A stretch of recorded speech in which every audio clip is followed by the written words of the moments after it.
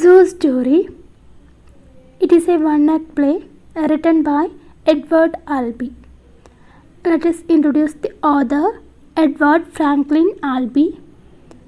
Edward Franklin Albee was a prominent American playwright known for works such as Zoo Story, The Sandbox, Who is Afraid of Virginia Woolf, A Delicate Balance, and Three Tall Women.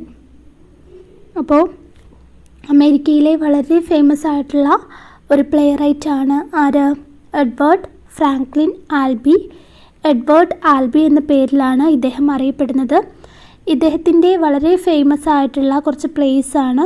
ഏതൊക്കെയാണ്? The zoo story, the sand box, who is afraid of Virginia Woolf, a delicate balance and three tall women തുടങ്ങിയവയൊക്കെ. He was highly successful in his career and won the Pulitzer Prize for Drama multiple times. ഇദ്ദേഹത്തിൻ്റെ കരിയറിൽ ഇദ്ദേഹത്തിന് ഒരുപാട് നേട്ടങ്ങൾ കൈവരിക്കാൻ കഴിഞ്ഞിട്ടുണ്ട്. കൂടാതെ ഇദ്ദേഹത്തിന് പുലിറ്റ്സർ പ്രൈസ് ലഭിച്ചിട്ടുണ്ട്. ഇദ്ദേഹത്തിൻ്റെ ഡ്രാമയ്ക്ക് അത് ഒന്നിലധികം തവണ ഇദ്ദേഹത്തിന് പുലിറ്റ്സർ അവാർഡ് ലഭിച്ചിട്ടുണ്ട്. A frank examination of the complexities of modern urban life is one of the most remarkable features of his plays. ഇദ്ദേഹത്തിൻ്റെ മോസ്റ്റ് ഓഫ് ഓൾ പ്ലേസിലും മെയിനായിട്ട് വരുന്ന തീം എന്തായിരുന്നു? Complexities of modern urban life.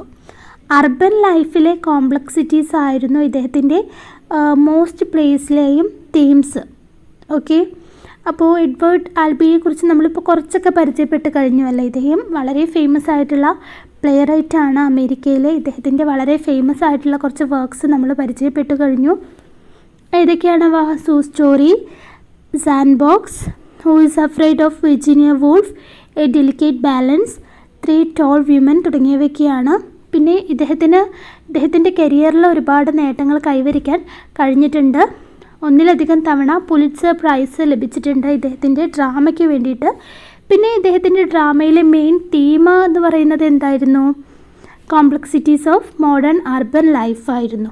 Okay, then many of his early plays dealt with the themes related to LGBTQIA community. അപ്പോൾ LGBTQ എന്താണെന്ന് നിങ്ങൾക്ക് അറിയണ്ടായിരിക്കും അല്ലേ. ഗേ, lesbian, cure തിയറിയൊക്കെ വരുന്നതാണ് LGBTQ. അപ്പോൾ ഇദ്ദേഹത്തിൻ്റെ ഏർലി പ്ലേസിലൊക്കെ എന്താണ് LGBTQ തീംസായിട്ട് വന്നിട്ടുണ്ടായിരുന്നു. എന്ന് വെച്ചാൽ ഇദ്ദേഹത്തിൻ്റെ ചില പ്ലേസിൽ നമുക്ക് ഗേ അല്ലെങ്കിൽ ലെസ്ബിയൻ അങ്ങനെയുള്ളവരെ കാണാൻ കഴിയും. Okay, then his first play the zoo story was written in just 3 weeks. അപ്പോൾ ഇദ്ദേഹം എഴുതിയിട്ടുള്ള ഇദ്ദേഹത്തിൻ്റെ ഫസ്റ്റ് പ്ലേ ആണ് ഏത്?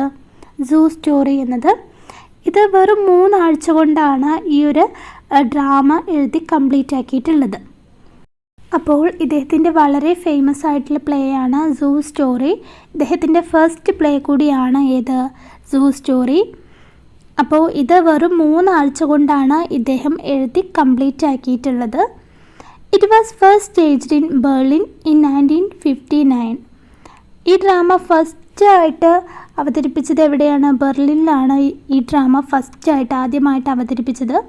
Before it was staged of Broadway, New York the next year.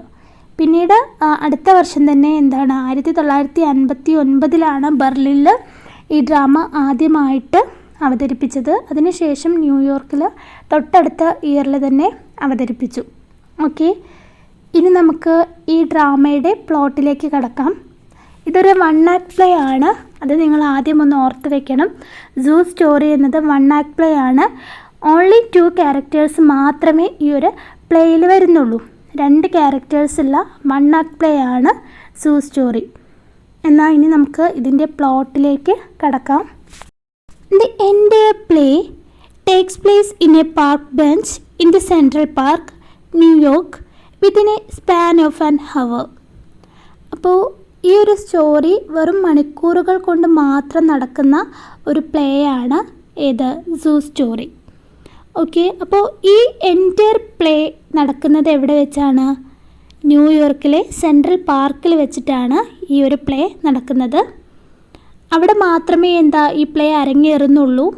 വെറും മണിക്കൂറുകൾ മാത്രമേ ഈ പ്ലേ നീണ്ടു നിൽക്കുന്നുള്ളൂ. വൺ ആക്ട് പ്ലേ ആണ്. ഇതൊക്കെ നന്നായിട്ട് ഓർത്ത് വയ്ക്കുക. 2 ക്യാരക്ടേഴ്സ് മാത്രമേ ഈ പ്ലേയിൽ ഉള്ളൂ. There are just 2 characters. Peter, an upper middle class publishing executive in his mid-40s, and Jerry, a sloppily dressed transient in his late 30s. അപ്പോൾ ഈ ഒരു പ്ലേയിൽ 2 ക്യാരക്ടേഴ്സ് മാത്രമേ ഉള്ളൂ എന്ന് നമ്മൾ പറഞ്ഞു. അവരാരൊക്കെയാണ്? പീറ്ററും ജെറിയും. ഈ 2 ക്യാരക്ടേഴ്സാണ് ഈ പ്ലേക്കകത്തുള്ളത്. ആരൊക്കെയാണ്? Peter and Jerry. പീറ്റർ ഒരു അപ്പർ മിഡിൽ ക്ലാസ്സിലാണ്. മിഡിൽ ക്ലാസ് ഫാമിലിയിലെ അംഗമാണ് ആര്? പീറ്റർ. ഇദ്ദേഹം ഒരു പബ്ലിഷിംഗ് എക്സിക്യൂട്ടീവ് കമ്പനിയിലാണ് വർക്ക് ചെയ്യുന്നത്. ഒരു പബ്ലിഷറാണ് ആര്? പീറ്റർ. ഇദ്ദേഹത്തിന് ഏകദേശം ഒരു mid-40 ആ ഒരു റേഞ്ചിലാണ് ഇദ്ദേഹത്തിൻ്റെ പ്രായം. നല്ല മാന്യനായിട്ട് കാണപ്പെടുന്ന ഒരു വ്യക്തിയാണ് ആര്? പീറ്റർ. എന്നാൽ ജെറിയോ? ജെറി സാധാ രീതിയിൽ ഡ്രസ്സൊക്കെ ചെയ്തിട്ട് ഷാബിയായിട്ട് കാണപ്പെടുന്ന ഒരു വ്യക്തിയാണ് ആര്? ജെറിയുടെ പ്രായം ഏകദേശം എന്താണ്? late 30s. ആ ഒരു റേഞ്ചിലാണ് ജെറിയുടെ പ്രായം വരുന്നത്. 38, 39 അങ്ങനെ ആ ഒരു റേഞ്ചിലാണ് ജെറിയുടെ പ്രായം വരുന്നത്. അപ്പോൾ മിഡിൽ ക്ലാസ് ഫാമിലിയിൽ പെട്ട ഒരു വ്യക്തിയാണ് ആര്? ജെറി. എന്നാൽ പീറ്ററോ? അപ്പർ മിഡിൽ ക്ലാസ് ഫാമിലിയിൽ പെട്ട ആളാണ്. അപ്പോൾ പീറ്റർ വർക്ക് ചെയ്യുന്നത് ഒരു പബ്ലിഷിംഗ് കമ്പനിയിലാണ്. ആര് വർക്ക് ചെയ്യുന്നത്? പീറ്റർ വർക്ക് ചെയ്യുന്നത്. ജെറി എന്താണ് ചെയ്യുന്നത് എന്ന് ഈ ഫസ്റ്റ് സീനിൽ കൃത്യമായിട്ട് പറയുന്നില്ല. Peter was on a regular Sunday afternoon visit to the park and was engrossed in reading a book sitting on a park bench. അപ്പോൾ എല്ലാ സൺഡേസിലും സൺഡേ ആഫ്റ്റർനൂണിലും പീറ്റർ പതിവായിട്ടൊരു ജോലി ചെയ്യുമായിരുന്നു. ഈ സെൻട്രൽ പാർക്കിൽ വന്നിരുന്നിട്ട് തൻ്റെ പുസ്തകങ്ങൾ ഇങ്ങനെ വായിക്കാറായിരുന്നു പീറ്റർ ചെയ്യുന്ന പതിവ് ജോലി. എല്ലാ സൺഡേ ആഫ്റ്റർനൂണിലും ഇത് പതിവായിട്ട് ആര് ചെയ്യാറുണ്ടായിരുന്നു? പീറ്റർ ചെയ്യാറുണ്ടായിരുന്നു. താനൊരു പബ്ലിഷറാണ് എന്ന് നമ്മൾ മുന്നേ പരിചയപ്പെട്ട് കഴിഞ്ഞു. പീറ്റർ ഒരു പബ്ലിഷിംഗ് കമ്പനിയിലാണ് വർക്ക് ചെയ്യുന്നത് എന്ന്. ഓക്കെ, അപ്പോൾ ഈ ഒരു സ്റ്റാർട്ടിങ്ങിൽ ഇതൊക്കെയാണ് ഓർത്ത് വെക്കേണ്ടത്. 2 വ്യക്തികളാണ്, 2 ക്യാരക്ടേഴ്സാണ് ഈ ഒരു പ്ലേയിലുള്ളത്. ആരൊക്കെയാണ്? പീറ്ററും ജെറിയും. പീറ്റർ അപ്പർ മിഡിൽ ക്ലാസ് ഫാമിലിയിലാണ് ജീവിക്കുന്നത്. എന്നാൽ ജെറിയോ? ജെറി ലോവർ മിഡിൽ ക്ലാസ് ഫാമിലിയിലെ ഒരംഗമാണ്. പീറ്റർ നന്നായിട്ട് ഡ്രസ്സൊക്കെ ധരിച്ച ഒരു ജെന്റിൽമാൻ ലുക്കിലാണ് പീറ്ററിനെ കാണപ്പെടുന്നത്. ഏകദേശം late 40 ആ ഒരു റേഞ്ചിലാണ് പ്രായം. എന്നാൽ ജെറിയോ? ജെറി ആകെ ഷാബിയായിട്ടുള്ള ക്ലോത്തൊക്കെ ധരിച്ചിട്ടാണ് ആരെ കാണപ്പെടുന്നത്? ജെറിയെ കാണപ്പെടുന്നത്. ജെറിയുടെ പ്രായം late 30s ആണ്. ഓക്കെ, പിന്നെ നമ്മൾ പറഞ്ഞത് എല്ലാ സൺഡേ ആഫ്റ്റർനൂണിലും പീറ്റർ ഈ സെൻട്രൽ പാർക്കിലെ ഒരു ബെഞ്ചിലിരുന്നിട്ട്, സെയിം ബെഞ്ചിൽ തന്നെയാണ് ഇരിക്കുന്നത്, അവിടെ വന്നിരുന്നിട്ട് ഓരോ പുസ്തകങ്ങളിങ്ങനെ വായിക്കാറുള്ളത് പീറ്ററിൻ്റെ പതിവിലൊരു ജോലിയായിരുന്നു. ഓക്കെ, ഇത്രയാണ് നമ്മൾ ഈ സ്റ്റാർട്ടിംഗ് സ്റ്റേജിൽ ഓർത്ത് വെക്കേണ്ടത്. Okay, then Jerry approaches Peter, occupies a bench opposite to him, and in spite of his initial reluctance, drags him into a conversation. It soon gets clear that those young men belong to widely different social backgrounds and upbringing and have totally different outlook to the world and life. Jerry approaches Peter, occupies a bench opposite to him. അപ്പോൾ Peter ഒരു ബെഞ്ചിലിരുന്നിട്ട് തൻ്റെ കയ്യിലുള്ള book ഇങ്ങനെ വായിക്കുന്നത് പീറ്ററിൻ്റെ ഒരു പതിവ് ജോലിയായിരുന്നു എന്ന് നമ്മൾ പറഞ്ഞു എല്ലാ സൺഡേ ആഫ്റ്റർനൂണിലും. അങ്ങനെ ഒരു സൺഡേയിൽ ആ ബെഞ്ചിലിരുന്നിട്ട് വായിക്കുന്ന സമയത്താണ് ആര് അപ്രോച്ച് ചെയ്യുന്നത്? ജെറി പീറ്ററിൻ്റെ അടുത്തേക്ക് അപ്രോച്ച് ചെയ്യുന്നതായിട്ട് ആർക്ക് തോന്നിയത്? പീറ്ററിന് തോന്നുകയാണ് ചെയ്യുന്നത്. എന്നിട്ട് ജെറി എവിടെ ഇരിക്കുന്നത്? പീറ്ററിൻ്റെ നേരെ ഓപ്പോസിറ്റായിട്ട് മറ്റൊരു ബെഞ്ചിൽ ആരിയ്ക്കുന്നുണ്ട്? ജെറി ഇരിക്കുന്നുണ്ട്. Okay, and in spite of his initial reluctance drags him into a conversation. അപ്പോൾ ഇവർ തമ്മിൽ മുന്നേ പരിചയമൊന്നുമില്ല. പീറ്ററും ജെറിയും തമ്മിൽ യാതൊരു വിധത്തിലുള്ള പരിചയവും ഇല്ല. എങ്കിൽ പോലും ജെറി എന്താണ് ഒരു പരിചയം സ്ഥാപിക്കാൻ വേണ്ടിയിട്ട് ശ്രമിക്കുന്നുണ്ട്. പിന്നീട് ജെറി മുൻപ് യാതൊരു തരത്തിലുള്ള പരിചയവുമില്ലാത്ത പീറ്ററിനോട് ഇങ്ങനെ സംസാരിച്ചു കൊണ്ടിരിക്കുന്നുണ്ട്.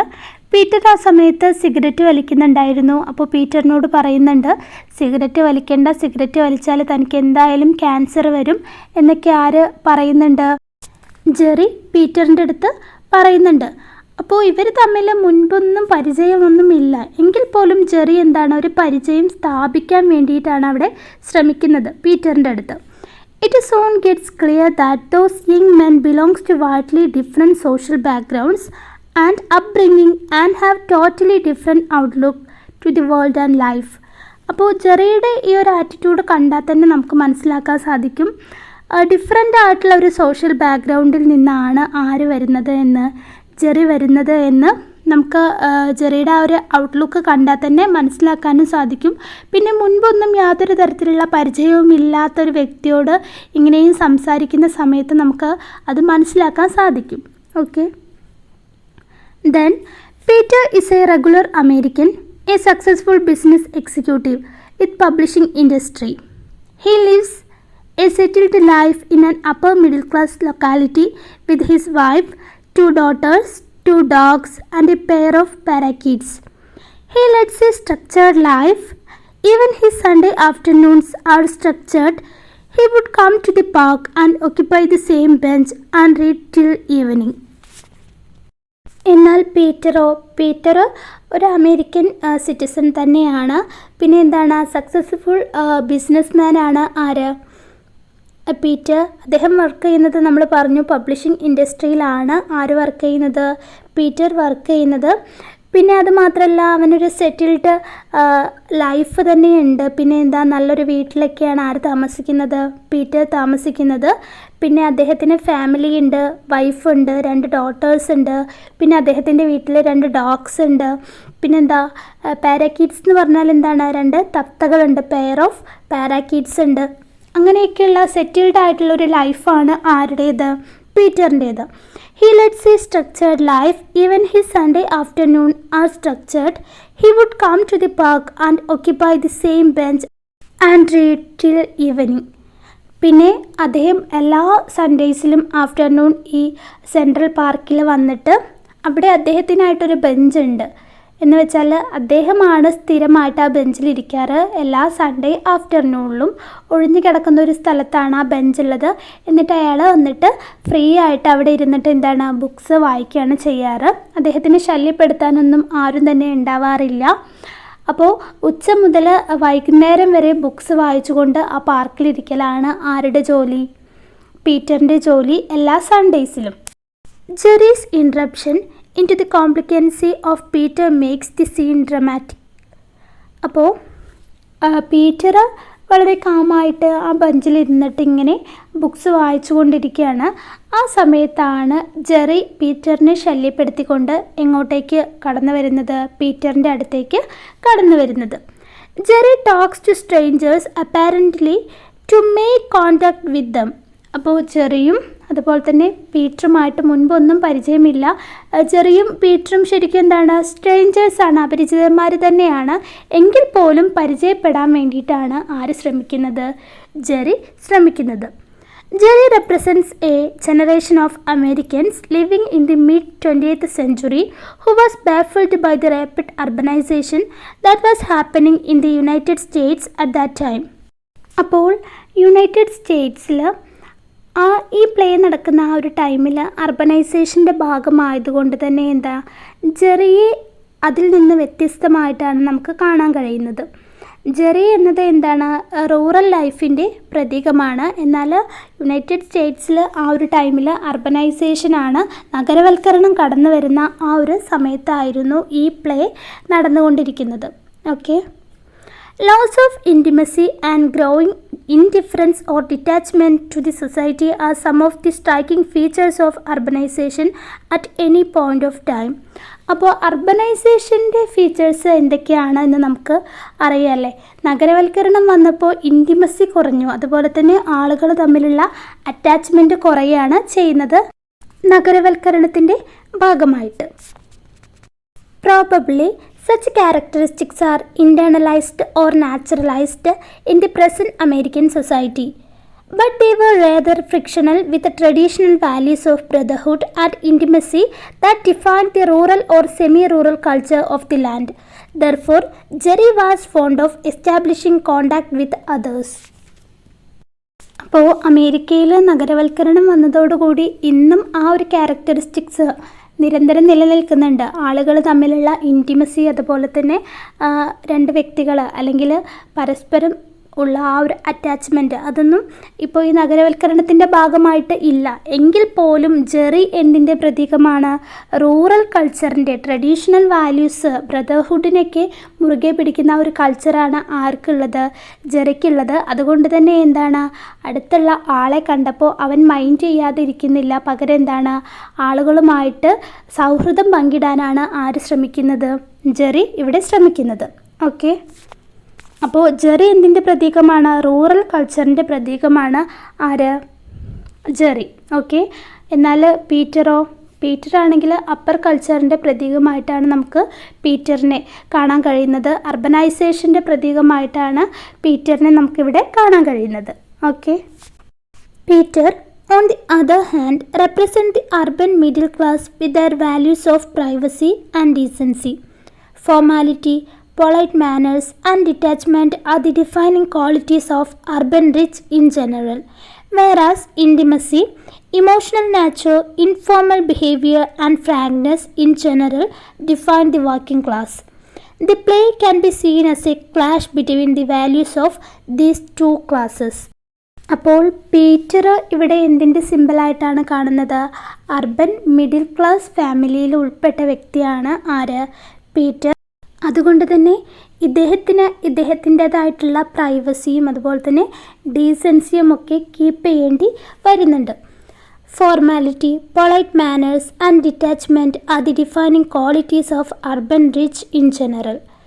അപ്പോൾ അർബൻ പീപ്പിളിൻ്റെ ക്യാരക്ടറിസ്റ്റിക്സ്, ഫീച്ചേഴ്സായിട്ട് എന്തൊക്കെയാണ് കാണാൻ കഴിയുന്നത്? ഫോർമാലിറ്റി എന്ന് വെച്ചാൽ എല്ലാവരോടും വളരെ ഫോർമലായിട്ടായിരുന്നു അർബൻ പീപ്പിൾസ് സംസാരിച്ചിരുന്നത്. അതുപോലെ തന്നെ പൊളൈറ്റ് മാനേഴ്സിലായിരുന്നു അവർ സംസാരിച്ചിരുന്നത്. മറ്റുള്ളവരോട് വളരെ സൗമ്യമായിട്ടൊക്കെ ആയിരുന്നു പെരുമാറിയിരുന്നത്. ദെൻ ഡിറ്റാച്ച്മെൻറ്റ്, അധികം ആരോടും സൗഹൃദം സ്ഥാപിക്കാതെ എല്ലാവരിൽ നിന്നും അകലാനായിരുന്നു ആര് ശ്രമിച്ചിട്ടുണ്ടായിരുന്നത്? ഈ അർബൻ കൾച്ചർ ഫോളോ ചെയ്യുന്നവർ, എന്ന് വെച്ചാൽ ഇവിടെ പീറ്റർ. എന്നാൽ whereas intimacy, emotional nature, informal behavior and frankness in general define the working class. Working ക്ലാസ്സിൻ്റെ ഫീച്ചേഴ്സായിട്ട് പുവർ പീപ്പിളിൻ്റെ എന്ന് വെച്ചാൽ മിഡിൽ ക്ലാസ്സിൻ്റെ ഫീച്ചേഴ്സായിട്ട് ഇവിടെ കാണുന്നത് എന്തൊക്കെയാണ്? അവർക്ക് ഇമോഷണൽ നാച്ചേഴ്സ് എന്ന് വെച്ചാൽ മറ്റുള്ളവരോട് അവരെ കൂടുതലായിട്ട് അടുത്തറിയാനും അവരുടെ പ്രശ്നങ്ങൾ തീർക്കാനും ഒക്കെയുള്ള ഒരു കഴിവ് ആർക്കുണ്ട്? Middle class ഫാമിലിക്കുണ്ട്. അതുപോലെ തന്നെ ഇൻറ്റിമസി, മറ്റുള്ളവരോട് എപ്പോഴും അടുപ്പം പ്രകടിപ്പിക്കാനാണ് ഇവർ ശ്രമിക്കുന്നത്. അതുപോലെ തന്നെ ഇൻഫോർമൽ ബിഹേവിയർ, എല്ലാവരോടും അങ്ങനെ ഫോർമലായിട്ടൊന്നുമല്ല, നമ്മളുടെ വീട്ടിലുള്ളവരോട് എങ്ങനെ പെരുമാറുന്നു അതേ രീതിയിൽ തന്നെ ബാക്കിയുള്ളവരോടും പെരുമാറുന്നത്. അതുപോലെ തന്നെ ഫ്രാങ്ക്നെസ്, എല്ലാം ഓപ്പണായിട്ട് പറയുക. ഇതൊക്കെയായിരുന്നു middle class, lower middle class ഫാമിലിയുടെ അവരുടെ features. Okay, the play can be seen as A clash between the values of these two classes. അപ്പോൾ ജെറി ഈ ലോവർ മിഡിൽ ക്ലാസ് ഫാമിലിയുടെ പ്രതീകമായിട്ട്, സിമ്പിളായിട്ടാണ് ജെറിയെ നമുക്ക് കാണാൻ കഴിയുന്നത്. എന്നാലോ അപ്പർ മിഡിൽ ക്ലാസ് ഫാമിലിയുടെ സിമ്പിളായിട്ടാണ് പീറ്ററിനെ കാണാൻ കഴിയുന്നത്. അപ്പോൾ ഈ ഒരു പ്ലേയിൽ ഇവർ രണ്ട് ക്ലാസ്സുകൾ തമ്മിലുള്ള ആ ഒരു ക്ലാഷ് നമുക്ക് ഈ പ്ലേയിൽ കാണാൻ കഴിയും. ഓക്കെ, എന്നാൽ ഇനി നമുക്ക് ഈ പ്ലേക്കകത്തെ സ്റ്റോറിയിലേക്ക് കടക്കാം. അപ്പോൾ സൺഡേ ആഫ്റ്റർനൂൺ അവിടെ സെൻട്രൽ പാർക്കിൽ ഒരു ബെഞ്ചിലിരുന്നിട്ട് പുസ്തകം വായിച്ചു കൊണ്ടിരിക്കുകയായിരുന്നു ആര്? പീറ്റർ. ആ സമയത്താണ് പീറ്ററിൻ്റെ അടുത്തേക്ക് ആര് കടന്നു വരുന്നത്? ജെറി കടന്നു വരുന്നുണ്ട്. ആ സമയത്ത് പീറ്റർ അവിടെ സിഗരറ്റ് വലിച്ചുകൊണ്ടിരിക്കുന്നുണ്ട്. അപ്പോൾ ജെറി പറയുന്നുണ്ട്, ഇങ്ങനെ സിഗരറ്റ് വലിച്ചിരിക്കരുത്, നിങ്ങൾക്ക് എന്തായാലും ക്യാൻസർ വരും എന്നൊക്കെ. പിന്നീട് ഈ ഒരു പ്ലേ സ്റ്റാർട്ട് ചെയ്യുന്നത് തന്നെ എങ്ങനെയാണ്? ജെറി പീറ്ററിനോടായിട്ട് ഉറക്കെ പറയാണ്, ഞാനിന്ന് സൂവിൽ പോയിരുന്നു, ഞാനിന്ന് ആ മൃഗശാലയിൽ പോയിരുന്നു എന്ന് പറഞ്ഞിട്ടാണ് ഈ ഒരു പ്ലേ സ്റ്റാർട്ട് ചെയ്യുന്നത്. ജെറി പീറ്ററിനോടായിട്ട് പറയുന്നുണ്ട്, ഞാനിന്ന് സൂവിൽ പോയിരുന്നു. പക്ഷേ ഇതൊന്നും ആരും മൈൻഡ് ചെയ്യുന്നില്ല. ജെറി പറയുന്നതൊന്നും ആരും ശ്രദ്ധിക്കുന്നില്ല. പീറ്റർ ശ്രദ്ധിക്കുന്നില്ല. പീറ്റർ അപ്പോഴും എന്താണ് ബുക്ക് വായിച്ചു കൊണ്ടിരിക്കുകയാണ്. പിന്നെ ജെറി ദേഷ്യപ്പെട്ട് ചോദിക്കുന്നുണ്ട്, ഞാൻ പറയുന്നത് നിങ്ങൾ കേൾക്കുന്നില്ലേ, ഞാനിന്ന് സൂയിൽ പോയിരുന്നു എന്ന്. അപ്പോഴാണ് പീറ്റർ ആരെ ശ്രദ്ധിക്കുന്നത്? ജെറിയെ ശ്രദ്ധിക്കുന്നത്. അപ്പോൾ മുൻപൊന്നും കണ്ടുപോലും പരിചയമില്ലാത്ത ഒരു വ്യക്തിയുടെ അടുത്ത് തൻ്റെ കാര്യങ്ങൾ തുറന്ന് സംസാരിക്കാൻ ആർക്ക് താല്പര്യമില്ലായിരുന്നു? പീറ്ററിന് താല്പര്യമില്ലായിരുന്നു. പീറ്റർ ഇങ്ങനെ ചിന്തിക്കുകയും ചെയ്തു, ഇയാൾ എന്തിനാണ് തന്നോട് ഇതൊക്കെ പറയുന്നത്, തന്നോട് ഇതൊക്കെ എന്തിനാണ് ചോദിക്കുന്നത് എന്ന് പീറ്റർ ഇങ്ങനെ സ്വയം ചിന്തിക്കുകയും ചെയ്തിരുന്നു. പക്ഷേ ജെറിക്ക് പീറ്ററിനെ വിടാനുള്ള ആ ഒരു ഉദ്ദേശമില്ലായിരുന്നു. ജെറി വീണ്ടും വീണ്ടും പീറ്ററിനോട് അടുക്കുകയാണ് ചെയ്തത്. എന്നിട്ട് പീറ്ററിൻ്റെ അടുത്ത് ഒരുപാട് കാര്യങ്ങൾ ചോദിക്കുന്നുണ്ട്. നിങ്ങളുടെ പേരെന്താണ് എന്ന് ചോദിക്കുന്നുണ്ട്. വീട്ടിൽ ആരൊക്കെയുണ്ട് എന്ന് ചോദിക്കുന്നുണ്ട്. നിങ്ങളുടെ ഇൻട്രസ്റ്റ്, ഹോബീസ് എന്തൊക്കെയാണ് എന്ന് ചോദിക്കുന്നുണ്ട്. വീട് എവിടെയാണ് എന്നൊക്കെ ചോദിക്കുന്നുണ്ട്. പിന്നെ അവസാനം പീറ്റർ ഇതിനൊക്കെയുള്ള റിപ്ലൈ കൊടുക്കുകയാണ് ചെയ്യുന്നത്. ജെറിയോട് പറയുന്നുണ്ട്, തനിക്ക് വൈഫുണ്ട്, 2 കുട്ടികളുണ്ട്, 2 പെൺകുട്ടികളാണുള്ളത്. പിന്നെ വീട്ടിൽ 2 ഡോഗ്സ് ഉണ്ട്, 2 പാരാക്കീറ്റ്സ് മീൻസ് തത്തകളുണ്ട്. ഇതൊക്കെ അടങ്ങുന്നതാണ് തൻ്റെ ഫാമിലി എന്ന് പറയുന്നുണ്ട് പീറ്റർ. പിന്നീട് ജെറി ആദ്യമേ പറയുന്നുണ്ട് ഇങ്ങനെ പുകവലിക്കരുത്, പുകവലിച്ചാൽ ക്യാൻസർ ഉണ്ടാവും എന്നൊക്കെ അടുത്ത് പറയുന്നുണ്ട്. ജെറി പീറ്ററിൻ്റെ അടുത്ത് പറയുന്നുണ്ട്. പക്ഷേ യാതൊരു തരത്തിലുള്ള പരിചയമില്ലാത്ത ഒരാളിങ്ങനെ സംസാരിക്കുന്നതിൽ ആർക്ക് താല്പര്യമില്ലായിരുന്നു. പീറ്ററിന് തീരെ താല്പര്യമില്ലായിരുന്നു. എങ്കിലും അവസാനം എന്താ ചെയ്യുന്നത്? പീറ്റർ ജെറി ചോദിച്ച ചോദ്യങ്ങൾക്കൊക്കെ മറുപടി കൊടുക്കുകയാണ് ചെയ്യുന്നത്. പിന്നീട് ജെറി പീറ്ററിനോടായിട്ട് പറയുന്നുണ്ട്, ഞാനിന്ന് സൂവിൽ പോയിരുന്നു, സെൻട്രൽ പാർക്കിൻ്റെ അടുത്തുള്ള സൂവിൽ ഞാനിന്ന് പോയിരുന്നു, അവിടെയുള്ള വിശേഷങ്ങൾ പറയാമെന്ന് പറഞ്ഞിട്ട് പിന്നീട് ജെറി എന്താ പറയുന്നത്? അല്ലെങ്കിൽ വേണ്ട, ഞാൻ എൻ്റെ ലൈഫിനെ കുറിച്ച് തന്നെ പറയാം, എൻ്റെ ജീവിതത്തിനെ കുറിച്ച് തന്നെ പറയാം എന്ന് പറഞ്ഞിട്ട് ജെറി തൻ്റെ ലൈഫിനെ കുറിച്ച് പറയാൻ തുടങ്ങുകയാണ്. ആരുടെ അടുത്ത്? പീറ്ററിൻ്റെ അടുത്ത്. Jerry has a very troubling past. ജെറിക്ക് വളരെ ട്രബിളായിട്ടുള്ള, വളരെ വിഷമകരമായിട്ടുള്ള ഒരു പാസ്റ്റ് ആയിരുന്നു, ഭൂതകാലമായിരുന്നു ഉണ്ടായിരുന്നത്. He became an orphan at a very young age and was left in the charge of his aunt, who too died when he was still young. അപ്പോൾ ഇവൻ ഓർഫനാണ്. ജെറിയുടെ ചെറിയ പ്രായത്തിൽ തന്നെ ജെറിക്ക് തൻ്റെ പാരൻസിനെ നഷ്ടപ്പെട്ടു. പിന്നീട് ജെറി നിന്നത് എവിടെയായിരുന്നു? തൻ്റെ ആൻറ്റിയുടെ വീട്ടിലായിരുന്നു. ജെറിയുടെ കുട്ടിക്കാലത്ത് തന്നെ ആരും മരണപ്പെടുകയാണ് ചെയ്യുന്നത്? ആൻറ്റിയും മരണപ്പെടുകയാണ് ചെയ്യുന്നത്. ശരിക്കും പറഞ്ഞാൽ ജെറി തൻ്റെ കുട്ടിക്കാലം മുതൽ തന്നെ ഈ ഒരു ഐസൊലേഷൻ, ഡിപ്രഷൻ, ലോൺലിനെസ് ഒക്കെ അനുഭവിക്കുന്നുണ്ട്. അതുകൊണ്ടൊക്കെ ആവാം ജെറിയുടെ സ്വഭാവം ഇങ്ങനെയായി പോയത്. അവൻ അറിയാത്ത ആളുകളുമായിട്ട് അടുക്കാൻ ശ്രമിച്ചതും ചിലപ്പോൾ അതുകൊണ്ടൊക്കെ ആവാം. ചെറുപ്പകാലം തൊട്ട് തന്നെയുള്ള ആ ഒരു ലോൺലിനെസ് കാരണമാവാം അവന് അറിയാത്ത ആളുകളോടും ബന്ധം സ്ഥാപിക്കാൻ ശ്രമിക്കുന്നത്. ഓക്കെ.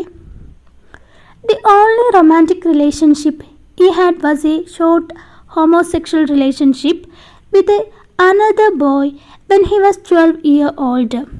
ഇവന് ആകെയുള്ളൊരു റിലേഷൻഷിപ്പ് ഉണ്ടായിരുന്നത് എന്തായിരുന്നു? അവന് അറിയില്ല ശരിക്കും എന്താണ് ലവ്, എന്താണ് റിലേഷൻഷിപ്പ് എന്നതിനെക്കുറിച്ചൊന്നും ആർക്കും അറിയില്ലായിരുന്നു. ജെറിക്ക് അറിയില്ലായിരുന്നു. ഇവന് ആകെ ഒരു റിലേഷൻഷിപ്പ് ഉണ്ടായിരുന്നത് 12 ഇയർ ആയിട്ടുള്ള, 12 വയസ്സായിട്ടുള്ള ഒരു ബോയുടെ കൂടെയായിരുന്നു. Homosexual relationship. ഗേ ആണ് എന്ന് ഇവിടെ പറയുന്നുണ്ട്. അപ്പോൾ ജെറി ഗേ ആണ്, അതാണ് ഈ ഒരു ലൈനിൽ നമ്മളോടായിട്ട് പറയുന്നത്. അപ്പോൾ അവന് ആകെയുള്ള ഒരു റിലേഷൻഷിപ്പ് ഉണ്ടായിരുന്നത് ആരോട് മാത്രമായിരുന്നു? ആ 12 ഇയേഴ്സ് ഓൾഡ് ബോയോട് മാത്രമായിരുന്നു. Okay. Then his relationship with women lasted only for an hour, and he doesn't seem to have any meaningful relationship in his life at all. അപ്പോൾ അവൻ്റെ ലൈഫിൽ ഒരു മീനിങ് റിലേഷൻഷിപ്പ് ഇതുവരെയായിട്ടും ആരുടെ അടുത്തും സ്ഥാപിക്കാൻ ആർക്ക് കഴിഞ്ഞിട്ടില്ല? ജെറിക്ക് കഴിഞ്ഞിട്ടില്ല. അപ്പോൾ അവൻ്റെ ആ ഒരു പത്തറ്റിക് സിറ്റുവേഷൻ, പത്തറ്റിക് ലൈഫാണ് ഇവിടെ കാണിക്കുന്നത്. അവന് ഇത്രയും ലേറ്റ് 30s അവൻ്റെ പ്രായം പറയുന്നത് അല്ലേ. അപ്പോൾ ഇത്രയും കാലമായിട്ട് മീനിങ് റിലേഷൻഷിപ്പ് സ്ഥാപിക്കാൻ ഇതുവരെ ആയിട്ടും ആർക്ക് കഴിഞ്ഞിട്ടില്ല, ജെറിക്ക് കഴിഞ്ഞിട്ടില്ല. He lives in a shabby cluttered and dingy rented apartment that has a miserably loathsome landlady. അപ്പോൾ അവൻ ജീവിച്ചിരുന്നത് എവിടെയായിരുന്നു? ഷാബി ആയിട്ടുള്ള പൊട്ടിപ്പൊളിഞ്ഞ ഒരു അപ്പാർട്ട്മെൻറ്റിലായിരുന്നു ആര് ജീവിച്ചിരുന്നത്? ജെറി ജീവിച്ചിരുന്നത്. അവിടെ ഒരു ലാൻഡ് ലേഡി ഉണ്ടായിരുന്നു. ആ ലാൻഡ് ലേഡിയെക്കുറിച്ചും ഇനി ഡീറ്റെയിൽഡായിട്ട് ഈ ഒരു പ്ലേയിൽ പറയുന്നുണ്ട്. അപ്പോൾ ആ ലാൻഡ് ലേഡിയെ ജെറി കൂടുതലായിട്ട് വെറുക്കുന്നുണ്ട്. എല്ലാ സമയത്തും ഡ്രിങ്ക്സ് കഴിച്ചിട്ടായിരുന്നു ആ ലാൻഡ് ലേഡി കാണപ്പെട്ടിരുന്നത്. അപ്പോൾ ജെറി ആ ഒരു അപ്പാർട്ട്മെൻറ്റിനെയും അതുപോലെ തന്നെ ആ ലാൻഡ് ലേഡിയെയും വെറുക്കുന്നുണ്ട്? ജെറി വെറുക്കുന്നുണ്ട്. ഈ കാര്യങ്ങളൊക്കെ ജെറി ആരോട് പറയാണ്? പീറ്ററിൻ്റെ അടുത്ത് പറയാണ്. Okay. Another important character that appears in Jerry's narration is the dog of his landlady. പിന്നെ ഈ ഒരു പ്ലേയിലുള്ള മറ്റൊരു ഇമ്പോർട്ടൻറ്റ് ക്യാരക്ടറാണ് ആ ലാൻഡ് ലേഡിയുടെ ഡോഗ്. ആ ഡോഗ് ഈ ഒരു പ്ലേയിൽ വളരെ ഇമ്പോർട്ടൻ്റ് ആയിട്ടുള്ളൊരു ക്യാരക്ടറായിട്ട് നമുക്ക് കാണാൻ കഴിയും. Okay. A good part of the short play is occupied by his narration of how Jerry learns to live with a thankless dog. അപ്പോൾ ആ ലാൻഡ് ലേഡിയെക്കുറിച്ച് നമ്മൾ പറഞ്ഞു. ലാൻഡ് ലേഡി അധിക സമയവും ഡ്രിങ്ക്സ് കഴിച്ചിട്ടായിരുന്നു കാണപ്പെട്ടിരുന്നത്. പിന്നെ ആ ലാൻഡ് ലേഡിക്ക് ഒരു ഡോഗ് ഉണ്ട്. ആ ഡോഗുമായിട്ടും നമ്മുടെ ജെറി പരിചയം സ്ഥാപിക്കാൻ വേണ്ടിയിട്ട് ശ്രമിച്ചിട്ടുണ്ടായിരുന്നു. പക്ഷേ ജെറി അതിൽ പരാജയപ്പെടുകയാണ് ചെയ്യുന്നത്. നമുക്കറിയാം ഡോഗ് എന്നത് ഫെയ്ത്ത്ഫുൾ ആയിട്ടുള്ളൊരു അനിമലാണല്ലേ. അപ്പോൾ നമുക്ക് എപ്പോഴും വിശ്വസിക്കാൻ പറ്റുന്ന ഒരു അനിമലാണ് ഡോഗ്. നമ്മൾ യജമാനന്മാർ എന്താണോ ചെയ്യുന്നത് അവർക്ക് അനുകൂലമായിട്ട് എപ്പോഴും നിൽക്കുന്നത്? ഡോഗ് എന്ന അനിമൽ നിൽക്കുന്നത്. അപ്പോൾ ഇവിടെ ജെറി എന്താണ് ചെയ്യുന്നത്? ജെറി പല ഫുഡൊക്കെ കൊടുത്തിട്ട് ആ ഒരു ഡോഗിനെ തൻ്റെ കൂടെ നിർത്താൻ വേണ്ടിയിട്ട് ശ്രമിക്കുന്നുണ്ട്. പക്ഷേ ജെറി അതിൽ പരാജയപ്പെടുന്നുണ്ട്. ആ സീനൊന്ന് നമുക്ക് നോക്കാം.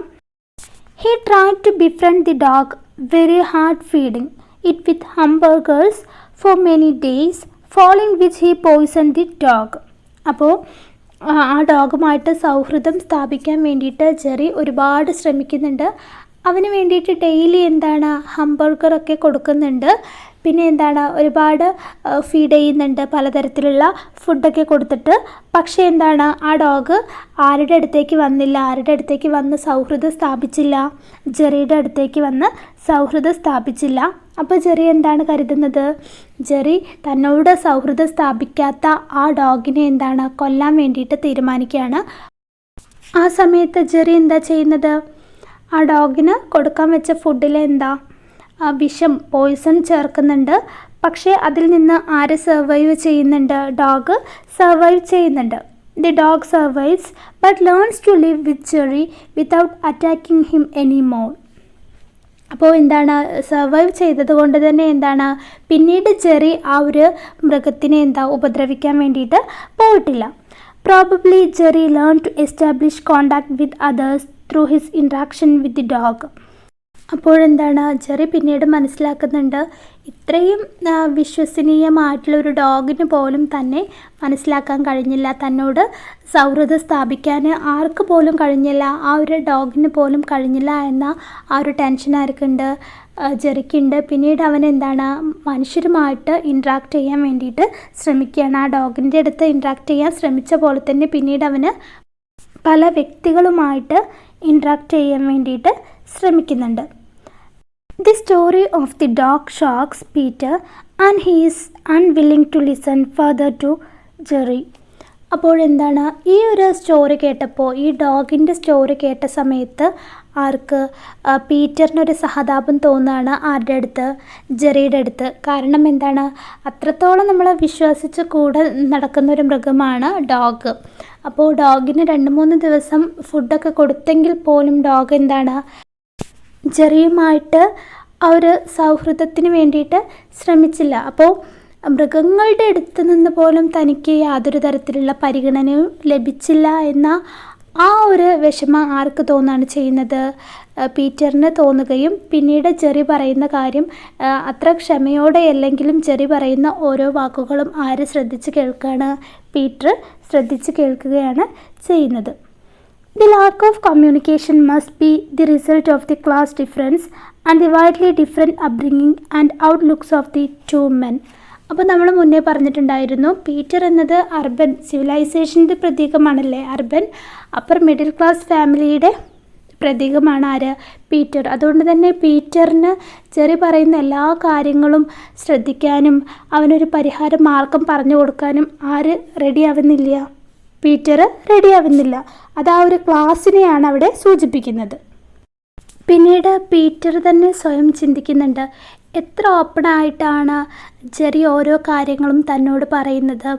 മുൻപൊന്നും കണ്ടുപോലും പരിചയമില്ലാത്ത തന്നോട് അവനൊരു ഗേ ആണെന്ന് പറയുന്നുണ്ട്, അവനൊരു ബോയുമായിട്ട് റിലേഷൻഷിപ്പ് ഉണ്ടായിരുന്നു എന്ന് പറയുന്നുണ്ട്.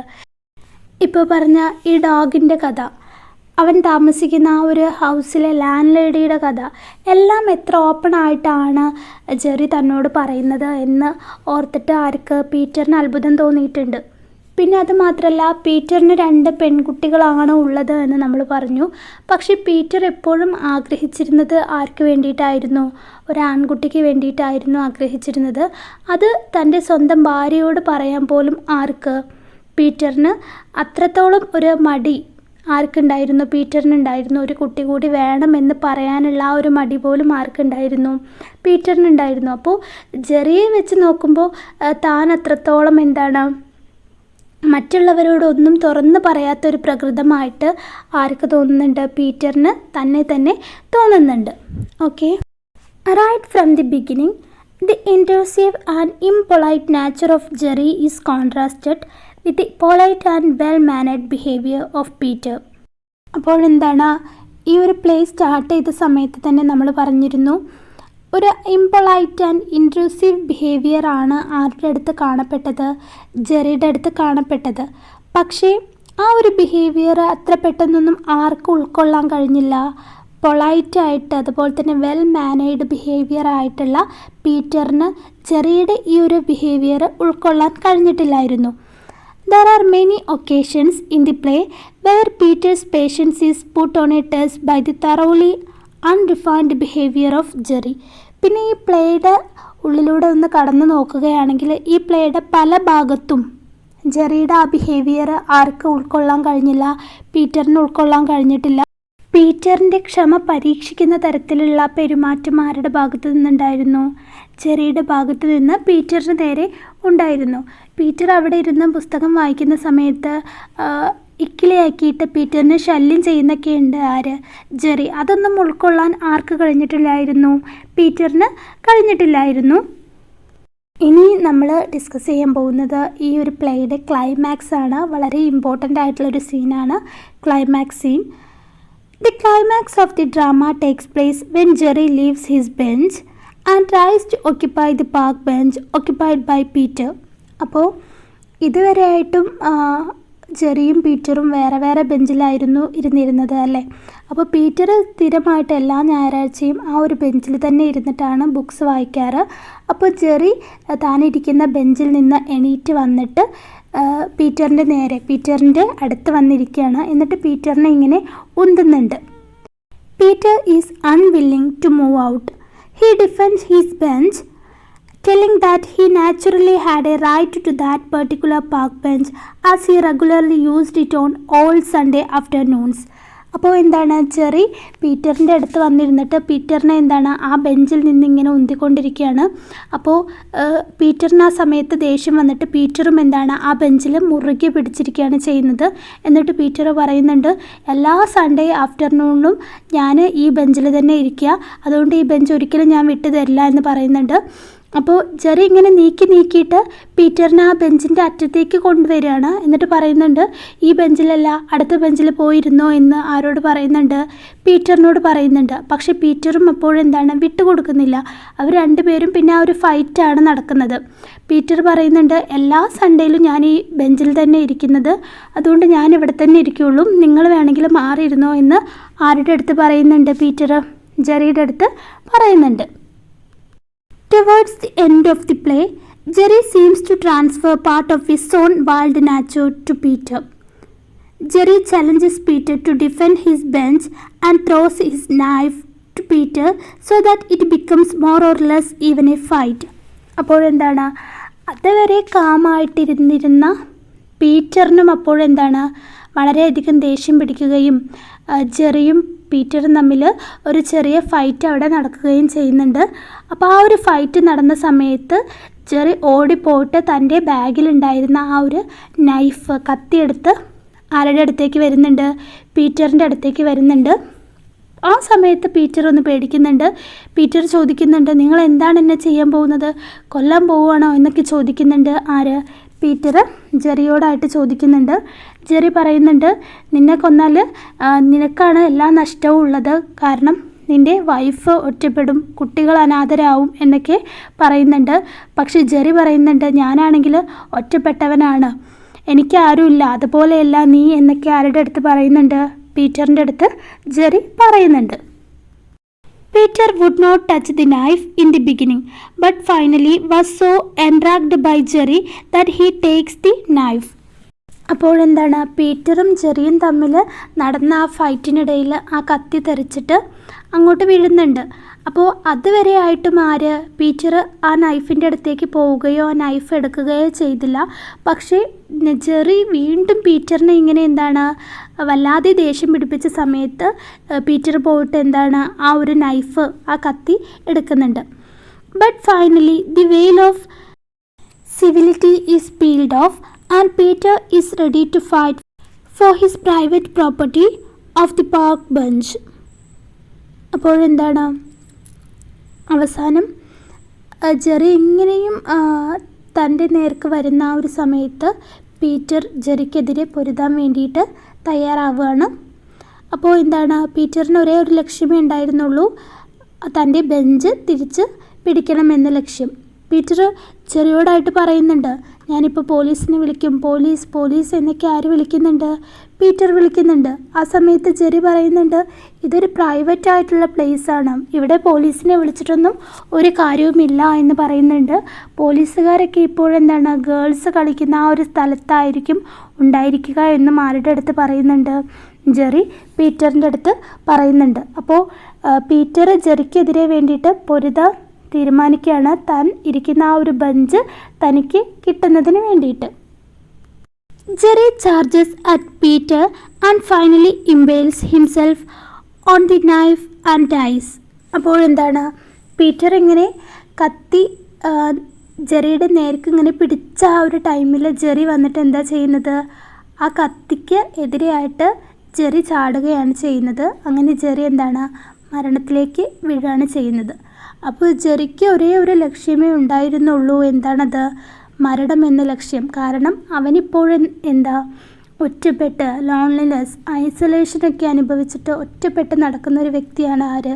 ജെറി. അപ്പോൾ അവൻ്റെ മുന്നിൽ തെളിഞ്ഞൊരു മാർഗം എന്ന് പറഞ്ഞത് എന്താണ്? മരണം തന്നെയാണ്. അപ്പോൾ അവന് ആ ഒരു സമയത്താണ് മരിക്കണമെന്ന് തോന്നിയത്. എന്ന് വെച്ചാൽ പീറ്റർ ഇങ്ങനെ കത്തി പിടിച്ച് നിൽക്കുന്ന സമയത്ത് ആ കത്തിക്ക് മുകളിലേക്ക് ചാടാണ് ആര് ചെയ്തത്? ജെറി ചെയ്തത്. ആ സമയത്ത് അവന് മരിക്കുകയും ചെയ്യുന്നുണ്ട്. Before his death Jerry thanks Peter, wipes off Peter's fingerprints from the knife and ask him to run away without leaving any evidence to the police. അപ്പോഴെന്താണ് ജെറി മരിക്കുന്നതിന് മുന്നേ ആയിട്ട് എന്താ പറയുന്നത് പീറ്ററിൻ്റെ അടുത്ത്? നമുക്ക് വളരെയധികം ക്ലൈമാക്സ് സീന്, വളരെയധികം സങ്കടം തോന്നിപ്പിക്കുന്ന ഒരു സീൻ തന്നെയാണ് എന്താ ഈ ഒരു പ്ലേയുടെ climax. Before his death Jerry thanks Peter. അവൻ മരിക്കുന്നതിന് മുന്നേ ആയിട്ട് പീറ്ററിൻ്റെ അടുത്ത് എന്താ നന്ദി പറയുന്നുണ്ട്. Wipes off Peter's fingerprints from the knife. എന്നിട്ട് ആ നൈഫിൽ ആരുടെ ഫിംഗർ പ്രിൻ്റ് ഉണ്ടായിരുന്നു? പീറ്ററിൻ്റെ ഫിംഗർ പ്രിൻ്റാണ് ആ ഒരു നൈഫിലുള്ളതല്ലേ. അപ്പോൾ അവൻ്റെ കൈ ഉപയോഗിച്ചിട്ട് ആ ഒരു ഫിംഗർ പ്രിൻ്റ് തുടച്ച് കളയുന്നുണ്ട്. കാരണം എന്താണ്, ഇനി ഇങ്ങനെ ഫർദർ ആക്ഷൻ നടക്കുന്ന സമയത്ത് പീറ്ററിനെതിരെ കേസ് പോവാതിരിക്കാൻ വേണ്ടിയിട്ട് അവനെന്താണ് ആ കത്തി തൻ്റെ കൈ കൊണ്ട് ഒന്നുകൂടി പിടിച്ചിട്ട് പീറ്ററിൻ്റെ ഫിംഗർ പ്രിൻ്റ് മായ്ക്കുന്നുണ്ട്. And ask him to run away without leaving any evidence to the police. എന്നിട്ട് അവിടെ നിന്ന് എത്രയും പെട്ടെന്ന് രക്ഷപ്പെട്ടു പോകാൻ വേണ്ടിയിട്ട് ആരുടെ അടുത്ത് പറയുന്നുണ്ട്, ജെറി പീറ്ററിൻ്റെ അടുത്തേക്ക് പറയുന്നുണ്ട്. പോലീസിന് ഒരു തെളിവും അവിടെ വെക്കാതെ നീ എത്രയും പെട്ടെന്ന് രക്ഷപ്പെട്ടു പോ എന്ന് ആര് പറയുന്നുണ്ട്, ജെറി പീറ്ററിനോടായിട്ട് പറയുന്നുണ്ട്.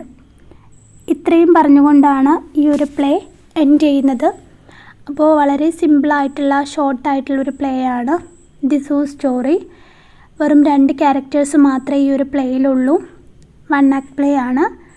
അപ്പോൾ ജെറിയുടെ ആ ഒരു ഐസൊലേഷൻ, ഡിപ്രഷൻ, ലോൺലിനെസ് ഒക്കെയാണ് ഈ ഒരു പ്ലേയിൽ മെയിൻ തീംസായിട്ട് വരുന്നത്. ഓക്കെ, അപ്പോൾ ഇതിലൊരുപാട് സിമ്പിൾസ് കാര്യങ്ങളൊക്കെ ഉണ്ട്. അത് നമുക്കിനി നെക്സ്റ്റ് ക്ലാസ്സിലെ അടുത്ത വീഡിയോയിൽ ഡിസ്കസ് ചെയ്യാം. Okay, thank you.